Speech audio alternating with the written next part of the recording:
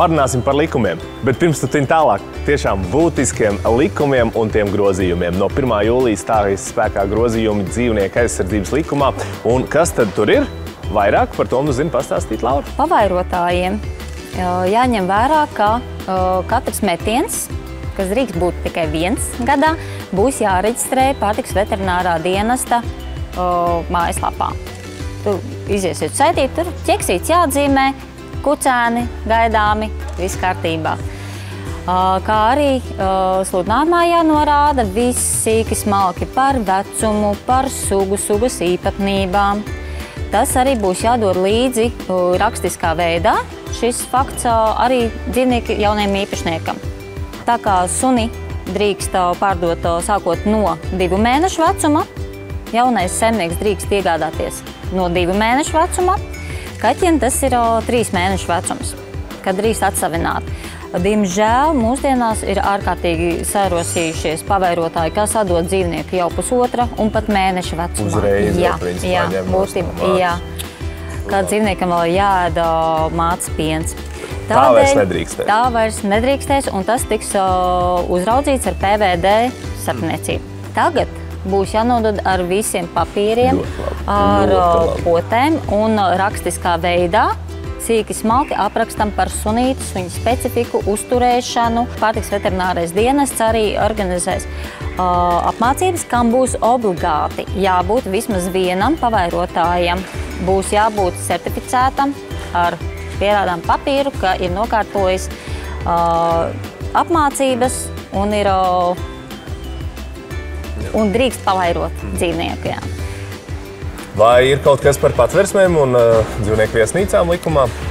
Šeit arī būs dažas izmaiņas. Tagad mums, kā zināms, ir lielās patversmes, ko zina visi. Jā. Labās mājas, Ulubele. Jā. Ir ļoti daudz mazās patversmes un ir arī, kur cilvēki vienkārši savas labsirdības dēļ uzņem klēnojušus dzīvnieciņus, sunīšus, kaķīšus, trusīšus. Šīs instances arī, ja tu uzņem dzīvniekus, tev būs jāreģistrē. No 1. jūlija līdz 31. decembrim visam jābūt nokārtotam. Jā. Virsrakstos mēs esam redzējuši kaut ko par ķēdi.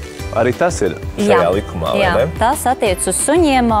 Pie ķēdes nedrīkstēt likt suņus, kas ir dzimuši pēc 23. gada 31. augusta. Tātad būtībā suņi, kas tagad tiek sākt trenēt pie ķēdes likšanai, no 10 mēnešu vecuma drīkst sākt trenēt pie ķēdes likt.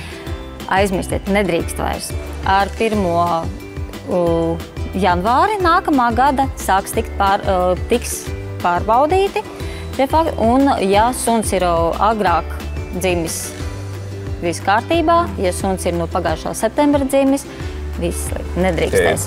Ķēdes ar laiku pilnībā izzudīs Latvijā. Mājās suni pie ķēdes nedrīkstēs likt. Un iespējams kādi sodi? Sodi gan vairāk attiec uz pavairošanu, un tur būs fiziskām personām palielināsies līdz 200 eiro sods, un juridiskām personām līdz 400. Tāpat arī varu pieminēt vēl par viesnīcām.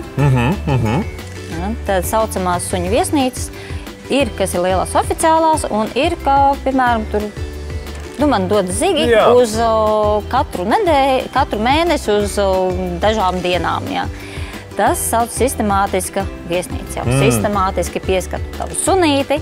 Ja ar to tika pelnīts, jāreģistrē kā viesnīca. Šie visi grozījumi tiek veikti, lai samazinātu klaiņošanu. Tāpēc jau tas ir dzīvnieku aizsardzības likums. Jā. Dinozo, tava teritorija.